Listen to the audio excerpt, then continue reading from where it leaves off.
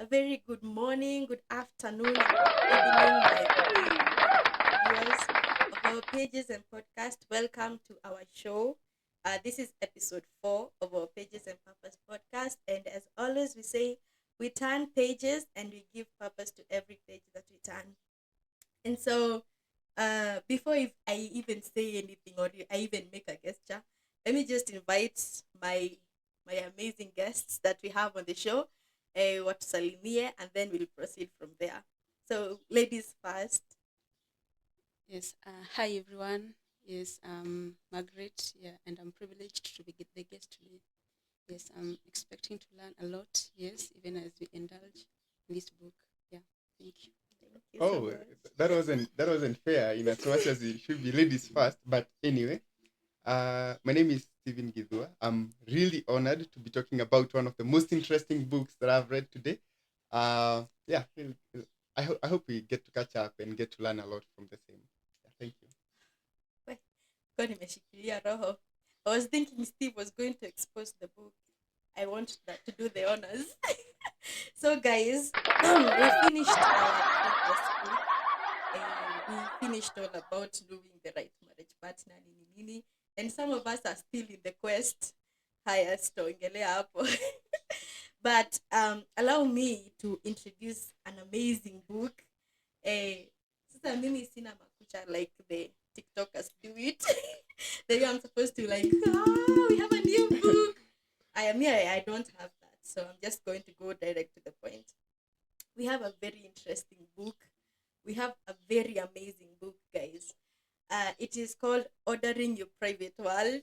And one of the most interesting thing about this book, I think my guests can agree with me, that this book, kuna venye tu unaisoma inaku sijui kama ni kukupinch ama ni kufanya Yeah. kuna venye tu inakukata tu mpaka unasikia hey, yeah, that is the interesting fact about that book. It is very practical. It gives real life experiences and it gives the realities of life, and more so in a generation that we are right now. Things to do with the private world and how we are to order them, we are going to find out. And I really don't know how I'm going to host this show. I think you guys, as my audience, you're going to help me by bringing in those questions. I know you guys have gone to the book club. And if by any chance you're not in our book club, we will be sending the link here below whereby you can join our book club as you get to also explore this book. So, for those who have been in the book club, and for also those who have different questions about ordering a private world, you can give them in the comment section, and then we're going to go through them, and we're going to have our amazing guests answer those questions. Yeah, so you guys are my co-hosts, so msiende mbali. And if you're sipping a cup of tea, ensure you sip it in a very quiet manner, because this now it is you and me. We are the people who are going to be indulging a lot in these books. And maybe I can give my guests maybe 2 or 3 minutes. They can give us the experience they have had with this book so far and the expectations towards this podcast, most when we're talking about this amazing book. Yeah, sasa Steve, sitakuwa unfair sasa. Tunaanza na wewe. Okay, and thank you so much. Yeah, thank you so much, Jane. Well, I guess I have a very unique history with ordering a private world, and Yeah. actually, it's a very interesting one. Mhm. I remember very well when the book came in, and it was at a point that I really needed it because, like the author says, my life was also crumbling, and I know how it is like for it to crumble. So I was okay. I don't want to expose so much about the book like ahead there, unless I'm allowed to by the host. Oh, Mhm. you are the co-host also, unless you allow me. But uh, my life was not in so much order, and Mhm. I wasn't very happy with how my life was going on Yeah. at that particular time. And so there is this friend of mine who kept telling me I can recommend a book, and so they recommended Ordering Your Private World, Mhm. and she even shared the soft copy. Mhm. But when I mean my life was crumbling, let me maybe give us a small detail of what I mean by that. Yeah, sure. It wasn't easy for me to be juggling Mhm. between so many things and still remain stable. I was having school. because Yeah. I'm a student. I was having work alongside. I run a small business. Mhm. I was having leadership for the Christian Union. I was having my own personal life and my own things that I was handling. I was also in a situationship, very interesting. And of course, so I was receiving pressure from that end too. Yeah. And I wasn't very much contented with that situation, but the pressure was very much immense and Mhm. I could no longer hold it. So every time you could call Steve, he was always busy. Well, I guess I still need to change. And okay, I'm still in the process of ordering my world, Yeah. but I was too busy and extremely busy. Yeah.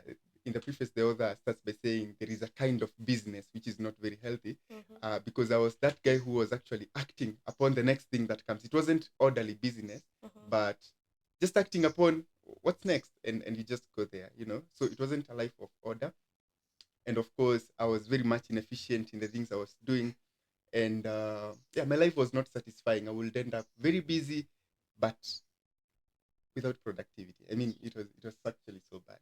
Yeah. So we can hear from you, my girl, what happened about Okay, thank you very much. Yes, as for me, also, I have had a very great experience. Yeah, when reading the book, yeah, I was a point of confusion and a lot of things were going on at that particular moment, and I really needed somewhere to rely on or something that could keep me busy. And I feel like, yeah, I had a lot of mental issues and mental, those things that come up when you're trying to figure out things in life, yeah, and you're at a point of confusion, Mhm. yeah. And at the book club, we had a book, and I was like, let me try this one, let me give this a try. Mhm. And yeah, it's been one of the most best experiences of my life, yeah. Yeah. Going to read this book, yes, learning a lot from the author, learning a lot even from the other people, yes, even through discussions we had, yes. Mhm. And it's been of very great impact, and I'm really much eager to learn more and more and more even as we continue. Yes, thank you. And it was actually a moment of silence most of the time. And I mean, I was mourning where my life was at that moment because it was very bad. Thank you. I allowed you to proceed on. Yeah, but my life was at that stage, and so I felt. I remember around that time is when I went also to another conference, the National Leadership and Mentorship Summit, Mhm. and okay, so I realized everyone who had my story and how I was doing actually recommended you need to read this book. So I had no choice. I had the PDF, but actually went later and realized I had lost it. But again, requested for it to be resent. And honestly, after reading the book, I mean, this is actually not one of the best, but the best Christian literature that I have read. It was very good. It had very applicable and very practical steps. I was reading and I'm like, yeah, I mean, this is where I am, and it would actually create a lot of awareness for my situation, and also didn't stop there, but also went ahead to offer practical steps about how I could recover. And so I believe for me it was a game changer. It was actually a good read, and it had some influence in my life, and actually have been experiencing that change and transformation keep on happening even up to this point, and I'm really grateful. So I'm more than interested to be exposing some bit of this book together with you guys, and I hope you have fun and enjoy. Yeah, thank you. Like you have had our guests, those are the men and women of wisdom, and you have had the experience with the book, and they are not saints. I'm also not a saint when it comes to this. I am also among the people whose world was crashing down, and I was very much relating to what McDonald, by the way, is our author. Na si ile ya chakula. Si ile ya McDonald's. His name is MacDonald, and he is our author for this book. And I was relating so much with MacDonald. Also, where in the preface he even began to cry, and he's asking himself, "Why am I crying?" He cannot figure out an answer. And I know most of us have been in that situation whereby everything is overwhelming us, and we are reaching at that verge of breaking out and breaking down and even crying. And I want to tell you guys that you're in the right place. Feel yourself at the right place. You have so many questions. You have so many inquisitions that you have. This is the right place. You're going to have answers for each and everything. God is going to give you answers. through these amazing guests. And um, what I can tell you is I will be learning in as much as you will be learning. And this is going to be awesome because I believe we are going to do this differently. This we're not going to base this so much on the book itself, rather than we are going to face it. We are going to bring our stories. I feel like when people bring out their stories, like the author is doing, he brings out his stories, and that is why you get that most of us are getting impacted by the book because he has brought out his story. I feel like this book is going to bring us to that place where we are going to bring out our stories. We're going to bring out our experiences, those hardships, and we are going to bring them on the table and we're going to discuss them. And you will find out that maybe even what you're going through is the same thing that Steve is going through. And he was able to overcome, then maybe you're going to overcome. So stick around, don't go anywhere. And now we are going to start. We're going to start with the preface. The preface is titled The Day I Hit the Wall. So the author, MacDonald, is giving a story of himself, of how he was so much indulged. He is a preacher, he's also a lecturer, he's also in a family, he has a family, and he's giving that scenario of where his life has been so focused on his work. He has been so busy, like 24/7, all he has is dedicated on his life. And at some point, anakuja anasema that he began feeling drained emotionally, physically, mentally, you name it. He began feeling drained. And anakuja anasema that at one moment, at one Saturday morning, alikuwa ameketi na familia yake, and then his wife posed him a question that he has not been really interested in the life of his children. And at that point, well, guys, I am tempted to say apostle. Forgive me, guys. Apostle. Well, let me take a moment to forget Apostle and his book. I was so much triggered in that previous book, but I think we are all. I think I'm the kind of people that take change gradually. So, guys, you forgive me if I call MacDonald apostle. I believe he's an apostle, Cindy.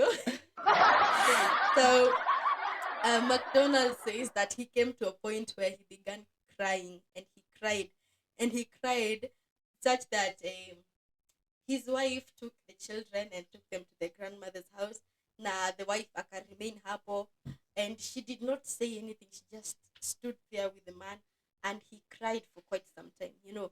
And I was thinking, and I was looking at it at that point when I was reading, and crying for that time for that long means that umefungia vitu mingi sana. You umefungia vitu mingi sana, and I feel like that is what is happening in our today's world. Yeah. And you guys can agree with me, Cindy. Yeah. Like whatever is happening right now, you feel people are clogging it in. And I don't know, maybe you guys can help me bringing the life or the concept that MacDonald has said. Of course, Apostle's book was an interesting one. That MacDonald has said. You can help me bring it out to our today's world and to our today's generation. Like we find ourselves breaking down at that point, even as right now as students. Like Steve, you said, some of us are working students. I think you guys can help me bring that concept out before we can dive into the book. So that we can bring it to the level where people now understand that now this is more practical than it is in theory. Yeah, maybe you can help us there. Okay, as Fami will say, as much as we are concerned in our today's world, most of us are much preoccupied with the things we have, maybe career, ministry, as with studies, as Steve said, people even with their businesses, but we don't really have time for ourselves. There are times when you don't know how to balance between your academics. You are required somewhere as a minister. You have to balance between even home, and it becomes a very much distress even to us as students, particularly us as students, even to other people someone who has a family, balancing between family, balancing between the career, it becomes a very big issue, therefore bring a very big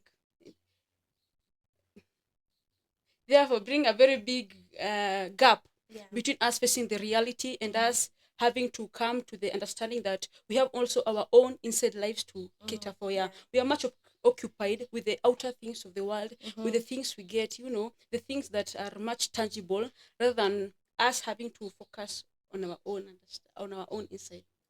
Wow. Maybe you can add something on that. Yeah. And actually, that's really a good one. I also resonated so much with MacDonald when he talks about the day he hit the wall. Yeah. Okay, for me, maybe integrate a few seasons in my life. I can say there have been many seasons when I've actually hit the wall, and it was really bad. Sometimes been depressed. Sometimes I mean life has been hard, and of course, if you don't have a very good support system from within, then it's very easy to crash. Right now, we consider, or rather, the commonly used word for such is things like burnout, breakdowns, and actually we experience them at times. Yeah, so I had highlighted earlier that actually I was juggling with a lot. Yeah. And you see, it's very interesting that perhaps when you guys would look at me at that particular moment, you'd say I'm very successful. I mean, Steve is running a business, he's a student, and perhaps he's appearing successful. He's also leading well in the Christian Union. And it's very easy to conclude that everything is okay. But actually, from within, I was feeling a lot of, there was like a void, something there was a lot of emptiness from within. I could go maybe even some days without prayer, and of course you're leading, of course you remain to be a leader, but people don't get to see this thing. I can see some people getting shocked, but okay, so it's actually what happens hapo hivyo kwa ground, and we don't get really to see them as much, because physically we are appearing to be very okay, but from within we are really drained. I was drained emotionally, I was drained spiritually, mentally I was equally drained. It was a very hard position, and of course I would say I had already started breaking down, because I had already started being ineffective. Take it now that people were recommending actually that I read the book. The notion of quitting actually was all around, like quitting, for instance, leadership. And when I told my friend that, it's when she actually said, "Hey, well, I guess you could use this book." So I really agree that there are those days that we get to accumulate so much. Yeah, there is a lot, but what we hold inside cannot even hold what is there outside. So eventually, we might not start by breaking down at the first point, but eventually, actually, it's coming, and there is that point that reaches. When I see a leader, by the way, who is really juggling with a lot, I also warn them and tell them, hey, you really need to watch out. And actually, when you investigate and get to ask them a few questions, how is your spiritual life doing? If they be honest, they'll actually tell you they're not doing very well as it appears in the outward. Yeah. So thanks.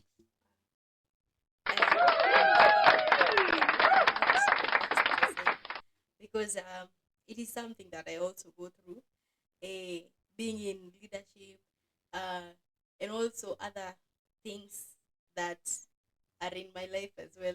And at some point, you get that also become drained. There was this point last year, by the way. I began crying. I began crying like McDonald, and the person who was next to me was asking me, "Why are you crying?" I couldn't give a straight answer.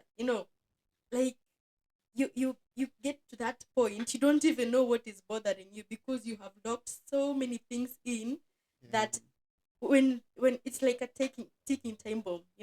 When it bursts, you don't know what caused it. You cannot say that maybe it is my education that caused it, or maybe it is my relationship that caused it, or maybe it is leadership. It is something that you have engulfed so much. Ilikuwa ni kama it is, sijui niseme aje, like it is a balloon. Umepop in air, umepop in air, umepop in air, umepop in vitu mingi hapo, and then it ends up popping out. And at that point, now when I was reading this book, I was reading this preface, McDonald. I remembered that time, and I was like, wow, it is hard. And I know some of us are facing that. You are locking things in, unforgiveness. sometimes people have wronged you and you lock it in. There is issue to do with the expectations that you have from your family. You're locking it in. There is no one to talk to, because you're also afraid of the people you are to talk to. And by the way, that is very important. You ought to look at your circle. Yeah. When McDonald was breaking down, and the person who was closest to him was his wife. Yeah. And McDonald says that the outstanding thing with his wife was that she didn't come and start giving solutions or giving whatever. She just understood the moment. She just was there, and I get to understand that you as a viewer and even the guest and even me as a host, we ought to understand the circle that we have around us. Not everyone you are to go to and drown your sorrows to. you know um and I think, okay, I want to agree, and maybe you guys can agree with me, that drowning these things to God or Jesus is far much better For than sure, drowning for it to someone else. Before ufike kwa hiyo point ya kudrownia kwa mse mwingine, first of all, go to the place of prayer. You will have peace. He says he will give you peace that you do not even understand. You see that the wife was only there as a support system. Hakuna kitu alifanya. But McDonald poured out, and he at that point he opted to surrender it all. So now with that preface and with that, yeah. Okay, yeah, I agree actually very much that it's very important to pour ourselves out to Jesus. Yeah. But also, okay, this is my own opinion though, that the people still have a significant place, even in the bringing of order of our private worlds, because at times you actually need, it's okay. Actually, McDonald says that the wife didn't give him a sermon, which actually is kind of fun because you expect someone to preach at you when Yeah. you're expressing yourself to them, but she just hugged him and reassured. He actually says that he was reassured of her love and actually the love of God. Yeah. So it's very important to pour our hearts out to God and actually let him know the things that we're going through. Not that he doesn't know, he actually does, but talking to him is also equally therapeutic. But also there is that place of people, the place that people actually hold in helping us and helping us so that we actually regain that capacity. At times you don't need someone to actually tell you anything, but just listen, just show that they are there, and actually that's enough to give some solace to your heart. Just wanted to add that. Yeah, I agree. There's that place of people, but I think the point I'm trying to drive out is we ought to be careful about the circle It's of very which, careful also. yeah, because not everyone whom you call friend is actually friend, and some others tend to thrive or be happy when you're going through a lot. True, So true.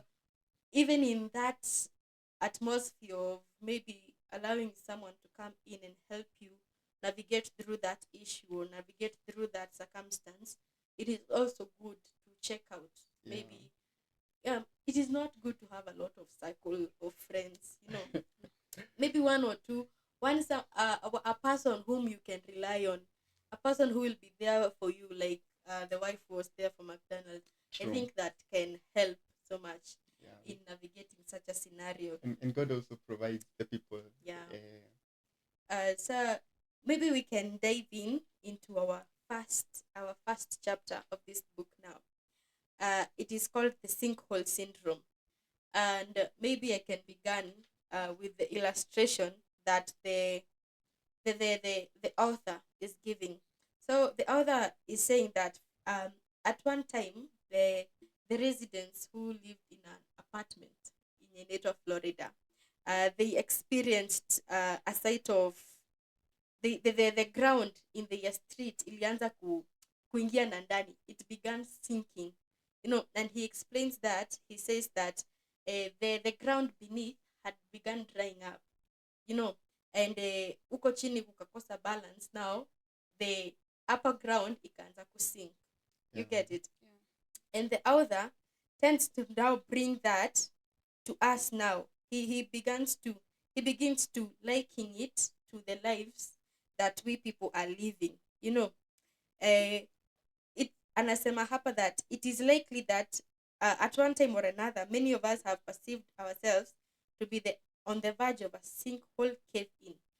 Now when that ground begins to sink, it now begins to form like a cave. Yeah. And he says that so many of us have believed ourselves to be in there. And he goes on to say that he once questioned a Christian about this ordering of the inner world, and he got to observe that this person, this Christian, he was a well-grounded Christian, yes, but he did not have enough understanding of the inner world. And I get to understand that maybe some of us are like that. We have this grounded Christianhood. Maybe we got it from our parents or whatever, but we have not come to fully understand the place of the private world. So maybe our guest can help us understand what we mean by the inner world or the private world, and also what we mean by ordering the private world. Maggie, you can help us there. Okay, thank you. For my understanding, our private world is what basically we hold deep inside us, Yes, the things people don't see, yes, not the mere achievements we have on the outside, but the things that we have, whatever we hold, the our feelings, our spiritual lives, our emotions, our mental health, that basically covers the whole part of our private world. And can you pardon the question? Like, what do we also mean by ordering the private world?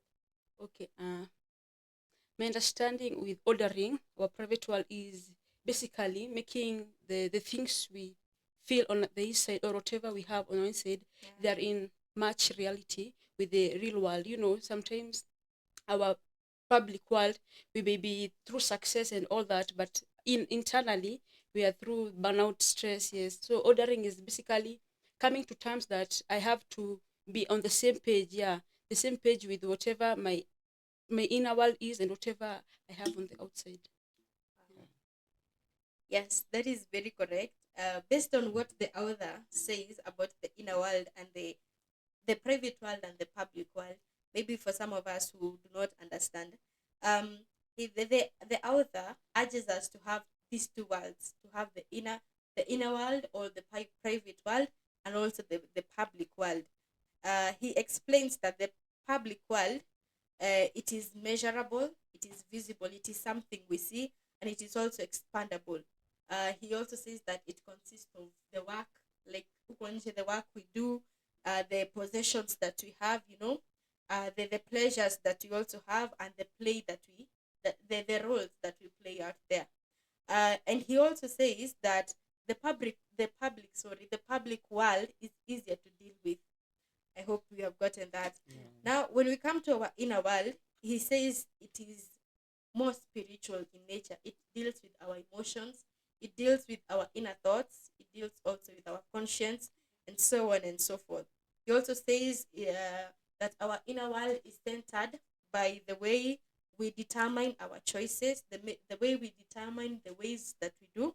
And lastly, he says that the private world is a solitude, or where we sit down and reflect. Cindy? That is what basically the author says, and I can agree with him.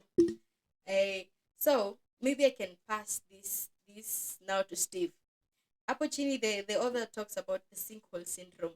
And now with the understanding of a sinkhole and whatever happens in a sinkhole, maybe you can tell us the meaning of a sinkhole syndrome in our real life today, and also tell us why it is so dangerous. Wow. A sinkhole. I actually love the choice of words of the author when he describes a sinkhole as a cave-in. A cave-in. And when you get to reflect on those words, you actually realize that it's actually a complete collapse when everything gets to crumble and falls apart. And honestly, these things happen more than often we want to admit, because we often, I personally admit I have found myself in a sinkhole many times, including the instance that I was sharing. And I know that probably most of you have also found themselves in a sinkhole. It's when it's when there is a lot, in the outer space. Yeah, things appear to be very good. He talks about a street in Florida, and everything is happening on well. In just a moment, boom, like there is just a collapse of the ground, and they were actually sure that their flat would be going in next. Yeah, so a sinkhole happens to us many times when we get to accumulate a lot of stuff, and like they describe about the private world is now not in order. It's not in order. That means it can no longer hold. Yeah, maybe our faith, our small habits and our practices are not strong enough to actually sustain the changes that are happening in the outer world. So acha nitumie mfano wa kama heartbreak ambayo hutukumba wengi wetu, and so when such kind of a thing happens, it brings change, right? So the environment gets to change, and perhaps you're used to talking to that person daily. Well, no more. I mean, hayuko tena. So Yeah. most people would tend to collapse at such moments if they are not strong enough from Mhm. within, because perhaps you are overly dependent on that person emotionally, and then now they are no longer there, so you want to find other things maybe to replace, or rather to fill that gap. And it's very easy to end up in things like even addictions. Yeah, some people get to sexual addictions from such things, some turn to drugs, and I mean those stories are they're not new, they're very common, and they get to happen many times. So that actually illustrates that the inner world was not in a position that it could actually hold the changes that are occurring in the outer world. And Yeah. what we end up doing is we end up into things that we don't really like about ourselves. And that's actually, we end up in burnout, we end up being very unproductive. Yeah. And actually that applies as a real time case of how a sinkhole can happen. Just an example of how a sinkhole can happen in our daily living. Yeah. Heartbreak ni kwa mfano tu. There are many things. You can lose someone close, Yeah. and you still need to have inner props that can hold you even in such situations. You can even fail. For instance, you fail an exam, and I mean, it can end up terrible if you cannot actually sustain that. So there are many things that can happen and actually lead us to falling into sinkholes. Yeah. Thank you so much. The author uh, agrees, okay, no, not agrees, brings out that a private world is a necessity to each and every one of us. And because he brings out that most of us are ignoring the private world. He gives a situation of that Christian whose name was Jerry. Anasema, like, Jerry, he really focused on his busy life, and to a point he came to believe that him being busy compensates for the private world. Like, being busy does not necessarily mean now that he has to order his private world or look into his private world. And when you look at it, after he was questioned by the author, he comes now to even realize that he doesn't even understand what is the inner world. Yeah. So the author brings out that the private world is a crucial point to all of us. And now, because of this ignorance that we have, you get to find that the inner world is like, he compares it with an ocean. An ocean, there is those deep parts where people have not even explored yet.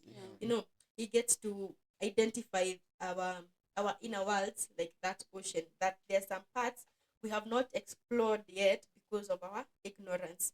you know and he also says, and he also brings out, based on that situation with Jerry, anakuja anasema that the temptation to ignore the private world is so much more so, and I get to look at it, and more so in our generation right now. Yeah. The temptation to ignore the private world is so much because it does not shout so loudly when neglected. The moment umefungia, like heartbreak, umeifungia ndani ni hivyo, ina cool hivyo, na wewe unadhani imecool, but you don't know, like, it is something you're building up. And maybe I can pose this question to you, Maggie. Why is it so easy, and why do people find it much easier to focus on the outer world and ignore the inner one? Okay, that's a good question. You Yeah. know, coming to think of the private world, as you've just said, Mhm. there's nothing people will see here. But even coming to think of the outer world, there are tangible feedbacks and tangible achievements you get.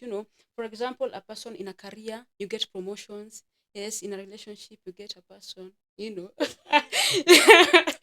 So, and in academics, you are doing well academically for us students. Yeah. Yes, people who are in business, their businesses is flourishing. So, people we majorly focus on the achievements we get. I can't be really focusing on my inner world when I know that I will get a promotion, or I have something, or my business is really doing well. I will have no time because of the business that will come when I'm still looking on how to increase more and more, getting more profits in my business. And also for the outer world, we also have social validation. Coming with the promotions, you really get people that is called social. You become a social figure. People acknowledge you. People are there for you socially, but they really don't know whatever is going on in your inner world. And also, I can add something on. I don't know if it's something basic or something good, but sometimes we don't focus on our inner world because we have the fear of confronting the uncomfortable truths. Yeah. We are fearful of what if the things you've hidden, the forgiveness, the bitterness you had in your heart, the people the addictions you have. You are not comfortable of confronting those things, so you feel like nikienda kuamsha hiyo inner world, I'll be inaitwa opening wounds that zilikuwa zimeheal. Basically hizo wounds hazikuangi zimeheal kabisa. It's just like tunakuanga ile tuna brush off things. Sometimes we just like this happened, but it's not a big issue right now. And the moment umeifungia, when it comes to the time that itakuja kuexplode, itakuwa mbaya. But that because we are much busy, I'm trying to do well academically. Sina time ya kuangalia this thing happened, sina time ya kufocus on. Na pia bado I feel like it's not an issue right now. As the sinkhole, tumesema kuhusu sinkhole, it's not something that inakujanga abruptly. It's a nichangwaje silent collapsing. Silently things takes time, si kitu itakuja tu hivyo mara moja. But if tunaambiwa if you're fearful, so hizo vitu utazieka, and the time that zitakuja kucrumble, ndio utajipata people you are exhausted, they're burnout. Find people have mental issues. And thank you. That's what That is very true. Maybe you can help me, Steve, link Maggie's explanation to maybe this next question. How can someone look so successful on the outside but be falling apart on the inside? Wow. And actually, that's what happens many times. You see, the people you see successful out here, they might not really be in the best state, like from within. Tunasemanga they're really doing well, they're really successful. We actually admire them from here, but from within they are actually crumbling. They don't have their lives held together. You see, let me just use a certain example. It's not the best one, but I ever worked as a teacher. I don't know how your experiences were wakati mlikuwa high school or primary. We really used to fear our teachers, and we used to look up to them, and we were like, they're like perfect beings. Unajua ukifanya makosa you will be punished, but for the teacher they look like they are really having everything in order. It was not until I went and worked as a teacher, actually in the same school that I was studying from, and actually now I'm the one in the offices with the teachers. Wait, I am actually the teacher. Yeah. And I actually know how my life is. It's totally imperfect. I'm not good. I'm not better than the students, but the students may look up to me and they're like, Steve knows it all. If you have a question, you're going to ask him, or like he's successful. Okay, well I was not, but maybe they could think that way. I mean, he's on salary and whatnot. And actually I would hear the stories now that the teachers were beating around the office. And I'm like, Mr. Hirosh, huyo ni wewe. Because amesema labda amekosana na bibi. I mean, now I'm a colleague, so he could say that such things. And I was like, well, see, when you mwalimu, you shouldn't be going through those stuff. But actually, the outer success is not a clear reflection that the inside is actually doing okay. There is a clear distinction. Yeah. Okay, well, while a person is doing well from the inside, it can actually translate into outer success. Outer success doesn't guarantee that the inside is actually doing okay. So many times we can end up being successful. Myself, I can be considered perhaps successful at times. But there are so many things that people don't know. So I can be really doing well when we meet you. I mean, Bwana asifiwe, we are doing very okay. But who knows? Maybe I could be working in sin out there and you guys don't know. So being successful in the outside doesn't at all guarantee that things are okay in the inside. Even our pastors, well, we see them and admire them, and everyone out there. I mean, it doesn't guarantee that the inside is good. Uh, some people would say, mambo za nyumba. You know, it's not Yeah. everything that we get to disclose out there. Yeah. Some things we want to handle them, or rather hide them in the background and not expose them.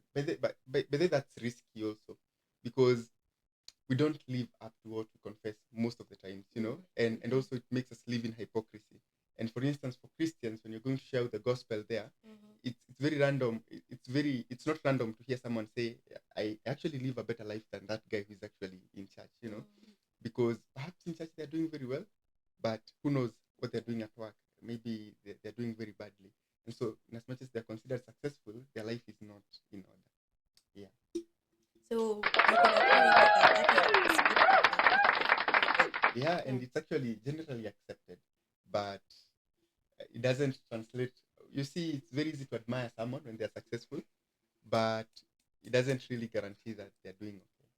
So am I right to say this, Maggie, that we as people, we are the ones who are creating our own sinkholes?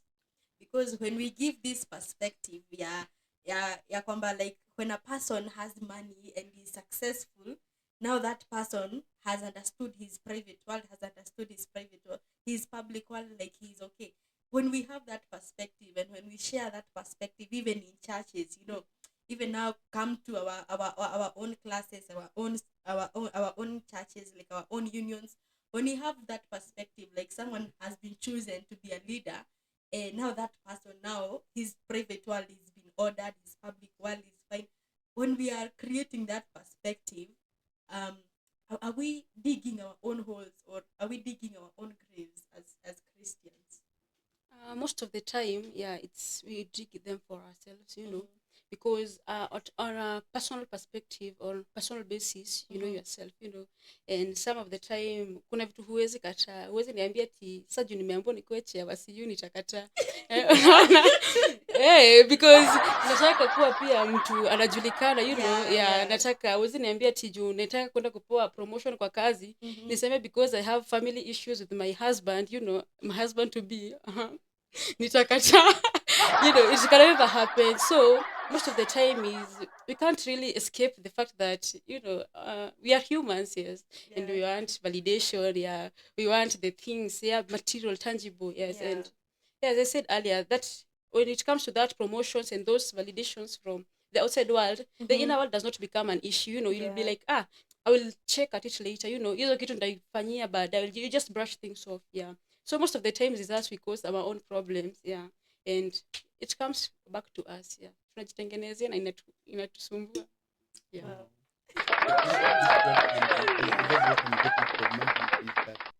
Wow. By accepting that perspective that success is actually equal to private world, then it actually removes the focus from our private world, and it becomes easier to ignore it because you want to pursue things that can be seen by people. Sure. And actually that's risky, because by that you'll also be digging your own sinkhole. You ignore your private world, eventually you get to collapse. Thank you so much, guys, for that. Allow me to ask this. The author mentions one of the leaders in the world missions. His name is Fred Michael, and he says, Fred Michael had this saying, what do we call them? Notion, A quote. a quote. Yeah, he says that beware of the barrenness of a busy life, and he also the author says that he said that because he understood the potential collapse that follows an ignored private world, you know. And maybe I can pose this question. You can help us, Steve. What could be the possible consequences of an ignored private world? Wow. I first of all agree at first with that quote, at least to some good extent. Okay, but maybe to put it in a preferable context. Yeah. That it's not bad to be busy. I mean, it's not bad to be busy. actually being not busy is bad. The proverb says an idle mind is actually the devil's workshop. Yeah. So it's very good to be busy. But now the context of busyness also, not the busyness, the being busy, it also matters. Yeah, because it matters how busy you are. You know, there is that business that is actually productive. You have your own schedule. You know what comes after another. You know, for instance, your schedule is even beforehand. And actually it's productive because you can actually order what Yeah. you're doing, and you're actually in control of what you're doing. But now compare that with the other kind of business when now it's whatever comes on plate, Yeah. we just go with that. For instance, you are working uh, for something, and or rather to some place, then you meet a friend, the friend Yeah. carries you, you go, and then after going there, you find something else. Okay, I mean, it's just not in order. You're not in order. Yeah. And at the end of the day, you have been busy. Both of you have been busy. The one who had Yeah. some order and the one who was not. Mhm. You have both been busy, Yeah. but now the productivity varies because the one who didn't have some control or some order then ends up very much unproductive. And so one of the risks that I personally see and have actually experienced from the kind of busyness that is not productive is actually the lack of productivity itself. The business that is not controlled is barren in its own, yeah, just like the author says, because you're not productive. You're by the I mean, just barren, not productive. Yeah. But anyway, yeah. Yeah. So there is that barrenness to the business, which is not ordered. Yeah. Yeah. Wow. Maybe as we conclude this first chapter, uh, you can help us, Maggie, understand with people who have this perspective of viewing that whenever your public world is okay, that means your private world is okay, and they come to find out that their private world is not okay, like totally it is not fine. How can they fix their life from the inside and not just pretend that everything is fine? Because that is the problem that we are facing right now as a generation, pretending that everything is fine. Yeah. Okay. Thank you. As for me, I'll say the first step is just acceptance, basically acceptance. Yeah. Yeah, Just sure. accept I'm fine. Not that I'm not. I'm okay, but you're not okay. Mhm. Just stop performing and be at a place where I really want to know whatever is wrong with me. Accept I'm not okay. Mhm. Then after that, you can even look for guidance. Counseling, and Yeah. sometimes it's difficult. Sometimes you can go and talk to someone and you really feel like this person does not really understand me. Mhm. You're like, I have a lot, but to some people, I once talked to someone and I was like, it's I was telling the person that I'm being overwhelmed, with situations and circumstances. Yeah. And she was like, it's normal, yeah, it's a normal thing. So it was bad because it's really it really does not provide a solution. You feel like, Maybe they're also going through the same. Yeah, it becomes normal. Yeah. yeah. So basically, and rather just looking for guidance, from people who you feel like they really can understand, and yeah, that point is really very difficult, Mhm. and also you being on a personal basis, yes, just wanting to become better and better, you cannot be helped and you're not helping yourself, there's that aspect of let me help myself first, Mhm. then the other will come later, but seeking counsel, accepting, stop performing just for the sake of people seeing you're doing well, come to a point of vulnerability. Yeah, most of the time is where we fear vulnerability. I fear being vulnerable to go and tell someone I'm going through this and this and this. I don't want them to see me struggling. I don't want them to see that I'm weak. Yeah. There's that like, ukiona kama mimi I'm always happy, then at a point nikuja nikwambia bana maisha imenigonga ile kumbe, and you say kumbe, even if I come and break down, kuna kuogopa kulia, you feel like some people may see you as a weak, as a weak person. And yes, just be vulnerable and look for someone to, even if counseling, therapy, or even a friend, a trusted person, a person you can basically trust with your issues, someone who you feel like he's ready to listen or she's ready to listen. Yeah. Thank you so much for that. Maybe if I can add a thing or two to that, I also feel it is important if we take up the discipline of prayer. Yeah. Um, prayer is basically talking to God. But when you talk to God about these things, he knows you. He knows you even more than you know yourself. He knows the numbers of hair. Your friends do not know, but he Yeah. knows. He knows. He He has knows. counted and he knows the numbers of hairs No, you it's have like in you your have head. known You know, yourself. Yeah. so he knows you that much. So going to a point of prayer and trusting everything to him, I think it will also go a long way in It's helping very you important. Yeah. fix your private world. Yeah. So maybe we can skip now to the second chapter of this book.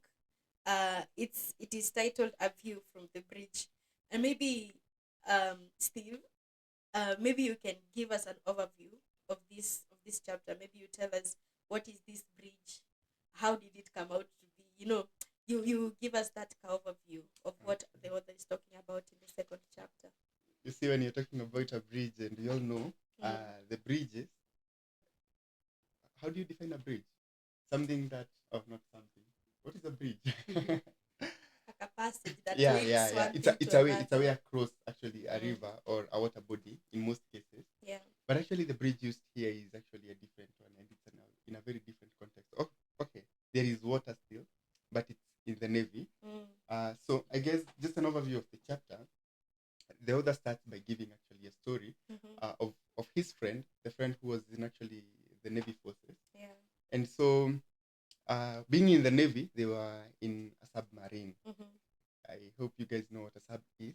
So the submarine, they always are underwater. Yeah. Okay, so they are underwater, not above, and that's where they operate from. I was actually listening, or rather, trying to learn more about how subs work, Yeah. and actually they are used as, okay, it's the navy. The navy is part of, I don't want to say part of the army, but it's a fighting squad actually.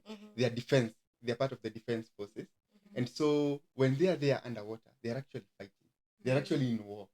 Okay, so for this particular context, now there is the officer of the deck who was there. He was operating. The officer of the deck is the person now who was Yeah. controlling the various subsections of the submarine. Technically, as I was researching about a submarine, I realized that it can have like 100 officers on board. Yeah, and so the office of the deck actually, okay, the submarines are also controlled by the captain, just like a ship. Yeah. But now the captain in this case was not there. He was actually somewhere out there. I guess he was sleeping or something. I don't know. But now the office of the deck was the one who was in charge.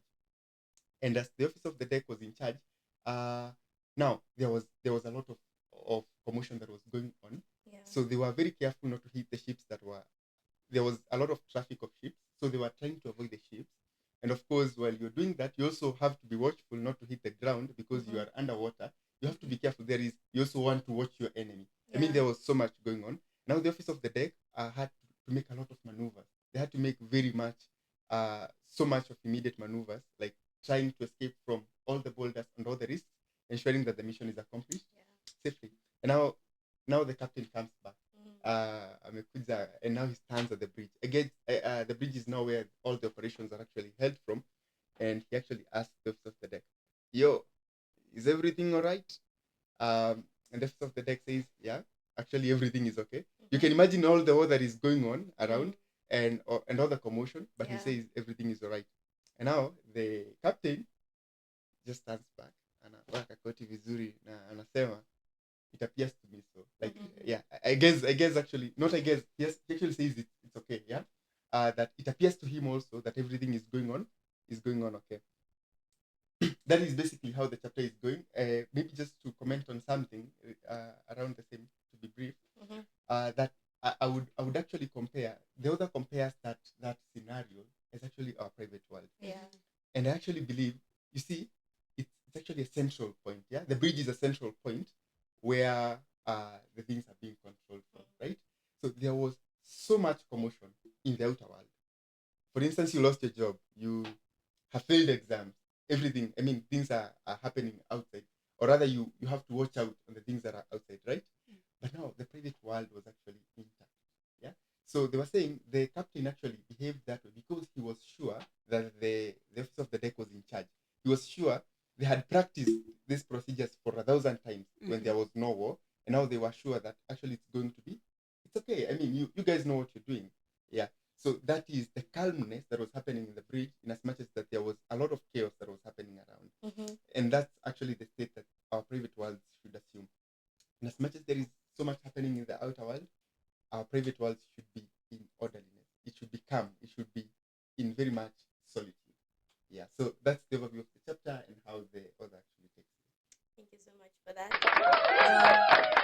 We have had, and we have understood now the importance of the bridge now in our chapter.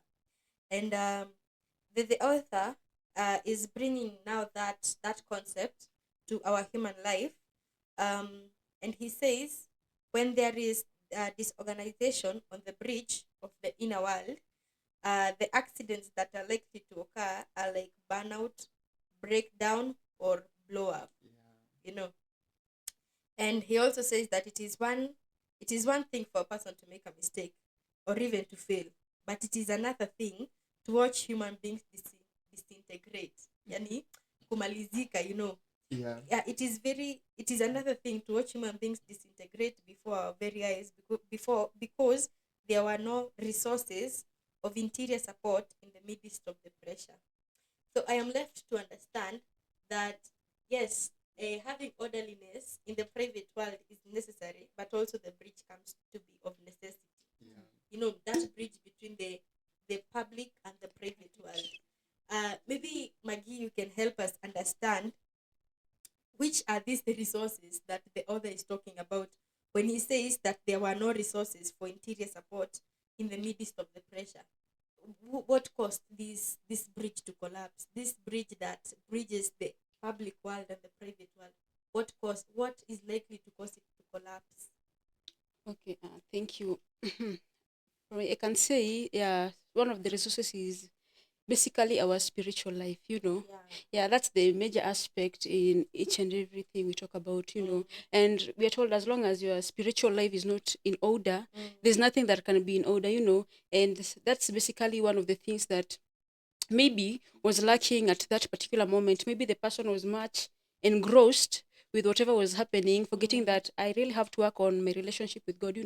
The Lord tells us that we should guard our heart, and as long as our hearts are not guarded, with spiritual alignment, it becomes very difficult for us even to maneuver innerly and outwardly. And also, I can add something to say, like support even from friends. Maybe you find at some point you really need someone, but the person at that moment is not there, and you cannot really want someone to be there for you all the time. And it becomes a very big issue, even us having to come into terms that we need people and sometimes they are not there. Yes, and basically the other person also may be going through stuff, and most of the times we are selfish.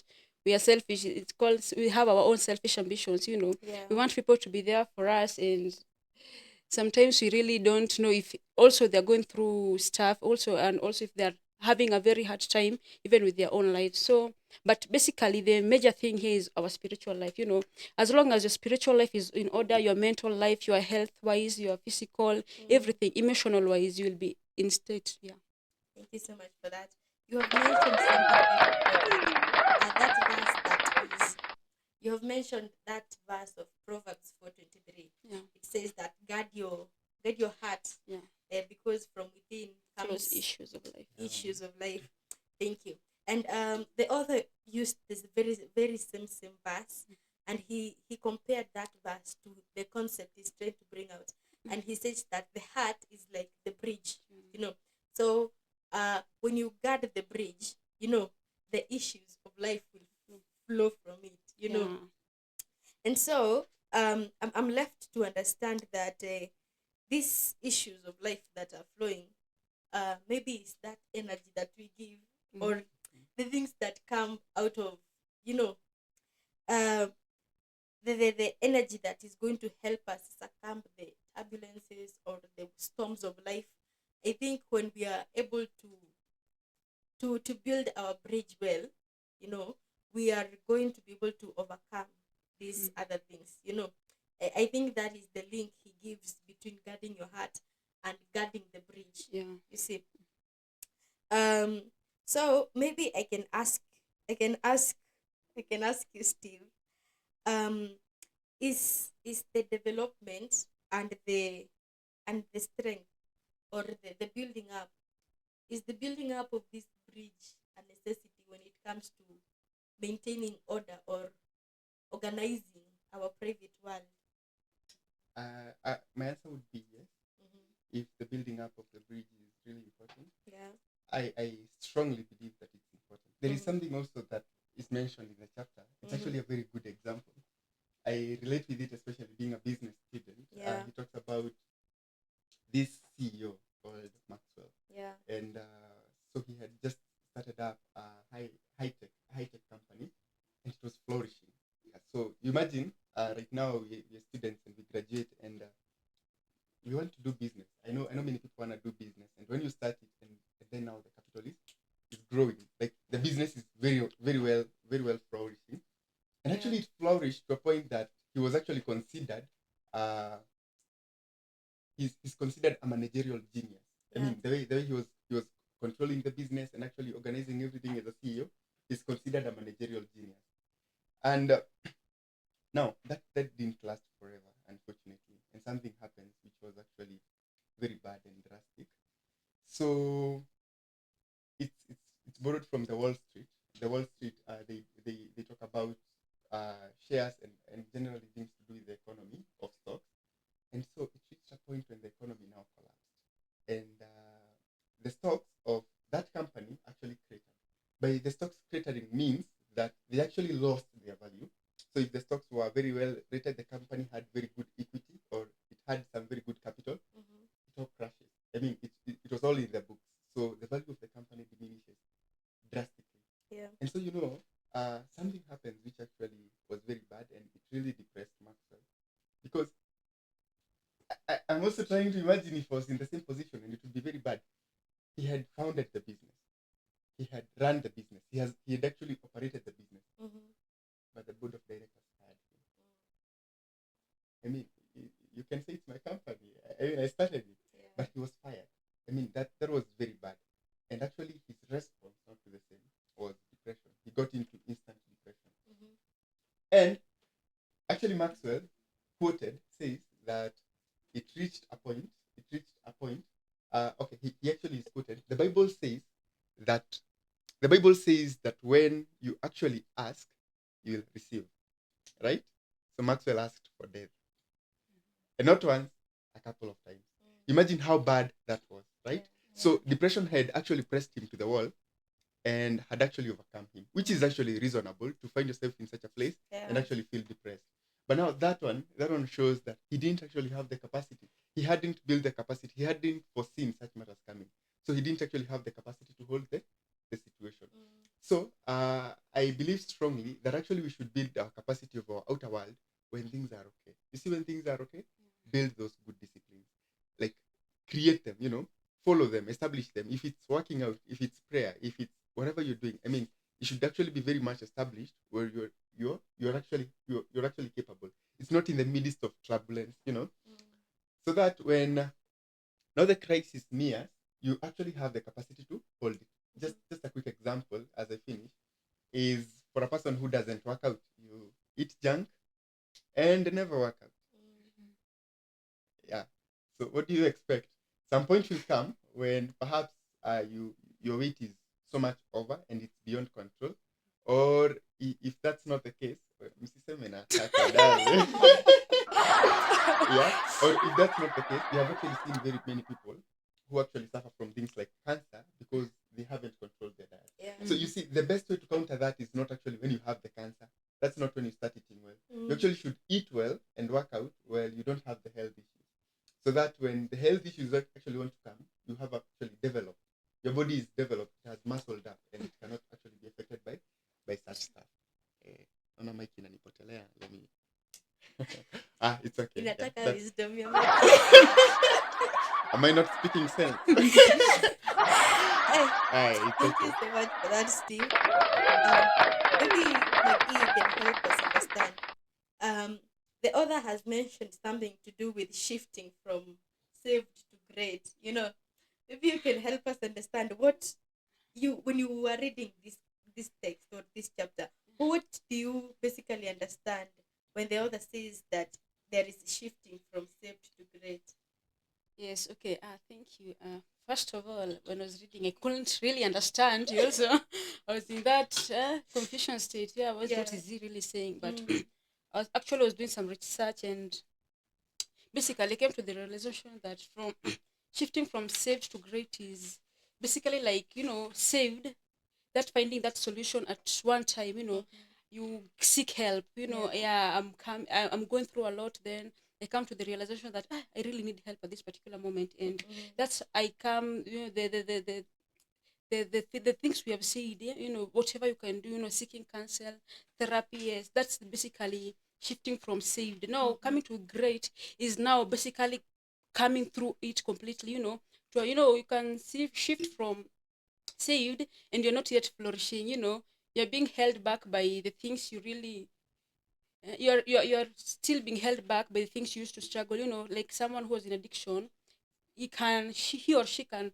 basically come out, but he's still struggling, but when it comes to a point of becoming great in that aspect of greatness, it's basically as flourishing, flourishing. You are flourishing in whatever you do, seeking new opportunities, seeking new things to come up with, seeking new alignments, yes, with the life. Yeah, basically that's my understanding, whatever I came up with. Yeah. Wow. Thank you so much, Maggie. I actually think that Mhm, being great would actually mean, just like she said, mhm. at times acceptance, like Yeah. accepting that your inner world is not in order, Mm, and you actually need to order it. You need to take, um, you need to do what you need to do. yeah. If it's talking to someone, if it's confessing your sins, if Mhm. it's, I mean, if it's coming out, I mean, you need to do that because it's not easy. But being great would actually mean going low and actually accepting our situations and addressing them so that we can put them in order. To you, guest,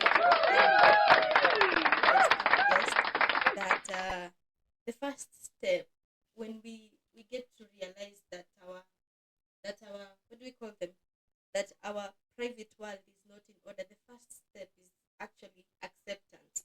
We need to accept that we are not okay, you know, and we need to accept that we are not in a good position and we really need to get help, Yeah. and maybe I can pose a question to our audience.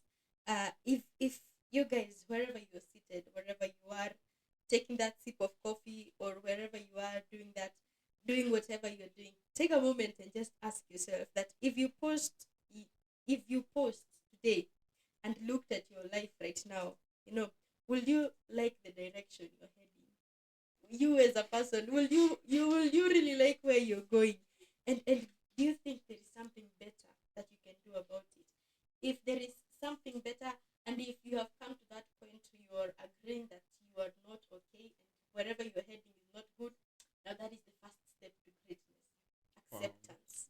You need to accept it, and now you need to stick with this podcast because it is going to give you a way to maneuver. Yeah. I mean, So maybe as we are concluding, maybe I can give a last question to Steve. Maybe you can tell us what it means to step back and look at your life from a bridge, that bridge that we're talking about. yeah, and I link this one a little to the preface and also Mm-hmm. share a tool Yeah. that is very good with posting, and looking back at your life from a bridge. We say that the bridge is where actually most of these processes are actually at. It's like the heart, which we actually should guard very much. I personally believe it's very important to Mm-hmm. pause, reflect, and actually check how is my life going on. Just Mm-hmm. like the question you have asked us is a very reflective one. Am I doing okay? Am I on track? Am I following the right trajectory? It's very important to ask ourselves such questions and actually get to know whether we are doing okay. Because if we don't, then the things may keep crumbling, not crumbling but piling, and we all know where that heads to, the sinkhole, just like we said initially. So the other in the preface was sharing, and he actually does that later in the book, but he shares a tool which is called a journal, which is writing. I have personally used it, and I find it very reflective. It's a place where you find the quietness. It's a very quiet space where you can actually express yourself to yourself with honesty, And of course, if you have to be judged by anyone, then that's by you, and you'll actually judge and get to know whether you're on the right track of life. It's a place where you can record the things that you wanna do and actually have a record where you can actually get to follow up. Even if it's you. Actually, the author says that that's MacDonald after the cry. He has cried for 4 good hours and he's done. Yeah, the first thing he does to now start bringing his life to order. He calls it a spiral book. Yeah, he just takes a spiral book, and that's where he starts recording his life. The insights from the things he learned. The mistakes that he actually does, and all the things he actually does them in journaling. So for me, journaling is very much therapeutic. I actually keep my own journals. Um, it also helps us to reflect on our own lives and get to know, are we really headed to the right direction? And a bonus for that is that it keeps an account of our life. At some point, I get to check out my journals of the past, and I'm like, hey, where? See, maisha ilikuwa inanipeleka. And then I'm like, wow, it actually helps us to get to. It's fun to actually get to know how your life was proceeding on at a certain time, and it helps you also to track your progress and how you're progressing. Yeah. Thank you so much for that. And I think I've also been known to begin writing journals, but my greatest fear for journals is that Security. ile siku mtu atachukua afungue Shangae. Ukifungua- kweli. I asked someone, akasema ukifungua yake ni shauri yako, wewe utajionea mambo tu. She's not to blame. but maybe if I am to start writing a journal, I'll be sleeping with it and walking wherever. I'll be going wherever I go with it, because leaving it to it is not Already you can see there are things that are terrifying. But it's acceptable. We all have our own terrifying stuff. Yes, we all have. So even if you take my journal and read it, don't judge. Don't judge me. Yeah, we don't judge. Maybe I can post this last question before ending this amazing session to Maggie. What happens, Maggie, when we live a life without direction or purpose, and how can we ensure that we have purpose and direction in our life? Okay, thank you. Yes. How can we live? How we're not even called to live aimlessly. Living a life without direction is basically living a life aimlessly, and it actually brings us into a place where you are just confused. You don't have whatever you are looking at, and you don't have whatever motivates you. Living purposeless, aimlessless, and it's very bad even for us as students, and even as individuals at large, because we are all called to live a life of purpose. Even the Bible encourages us, you cannot just be waking up, you have no agenda, you're just carrying your things the way you want them. Yes, we are told that you have always to have that kuandika. Sometimes when huamka, they'll release the things that they want to do for the day. It basically brings you to focus. This is whatever I'm supposed to be this to do this the whole of this day, and it makes you not to waste a lot of time, or not even it makes you to be productive. You can be busy, as we were told earlier, busy but not productive. But as having to live purposely, yes, having to live a life that it's aimful. I have an aim, like as students we have an aim. At the end of the semester I have to sit for my examination, and my aim is to pass. Huwezi kuja unasoma semester mzima unataka kupata tu madi ni masiupi. It's really not acceptable. So it's very good, yes, even us as individuals, to always aim and basically just planning your day.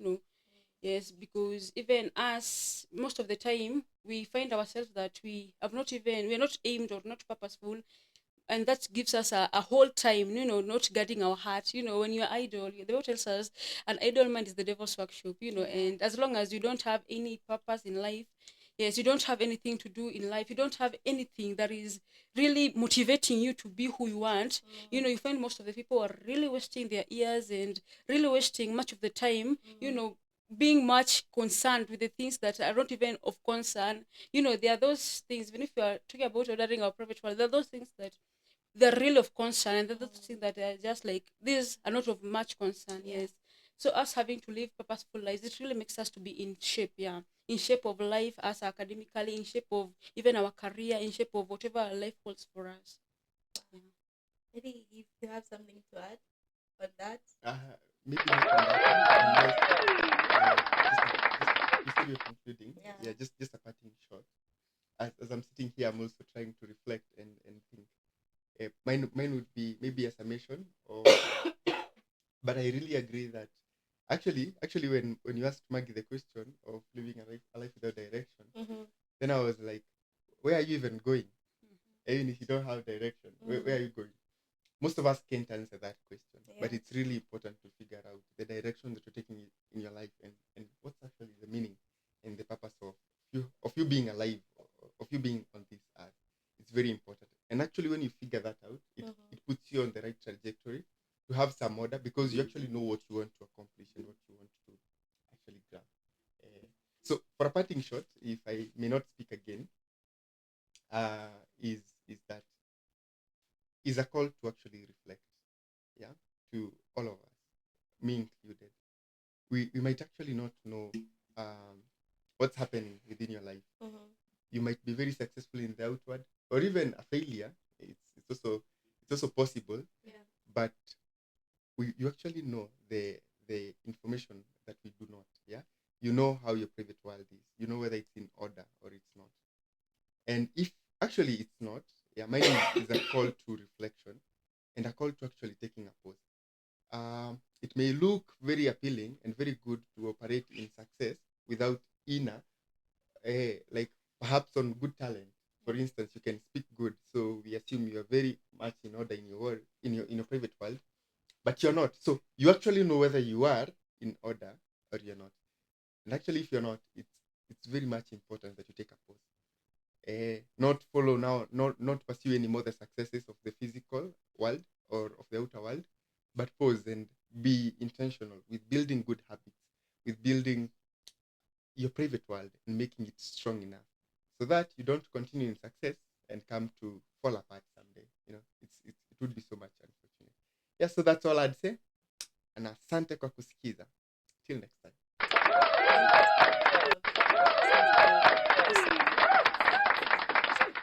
Impacted to us. Bible says in the book of John that you shall know the truth, and the truth shall set you free. So this is the beginning of our freedom. We who have not been having an organized private world, this is the beginning of our freedom, and it all starts with acceptance. So take a moment, as Steve has said, take a moment and reflect. You're the one who knows yourself more. Take a moment, reflect on the way your life has been, the direction that you're going, and if it really does not bring out an organized private world, then there is some work that is needed to be done. That is why we are here. So first of all, it has to come down to acceptance. We have to accept that we are not okay. Our private worlds are not okay. And then the next step now is finding a journal. Yes, and I beg you by the mercies of God, get a journal that has a padlock and a key. I guess you should invent some. Yeah, I invent it and sell it to you guys. Yeah, you get to write down those emotions. And by this it is in niko nayo ni venye mwezi jua kwenye iko juu nimeificha vizuri. But it is good by the way. That journal helps a lot.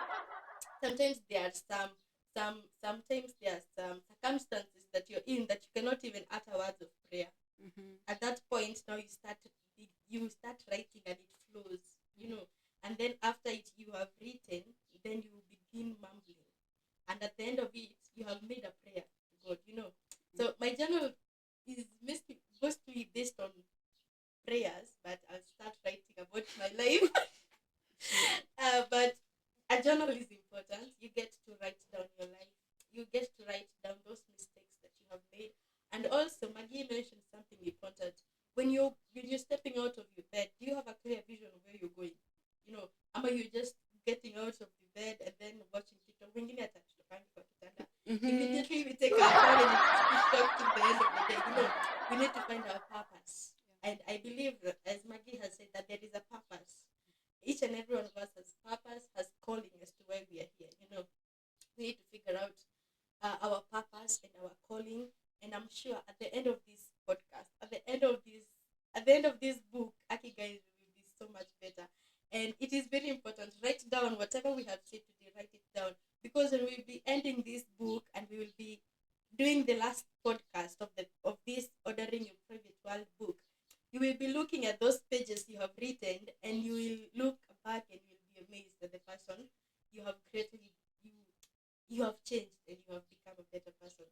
So till next time, guys, I think it is goodbye from our side. Remember, ordering a private world starts with acceptance. And anytime, anywhere, Pages and Purpose podcast is here for you. Yes, and we hope you have a lovely time. Mwah. Nawapenda. Hivyo venye amefanya.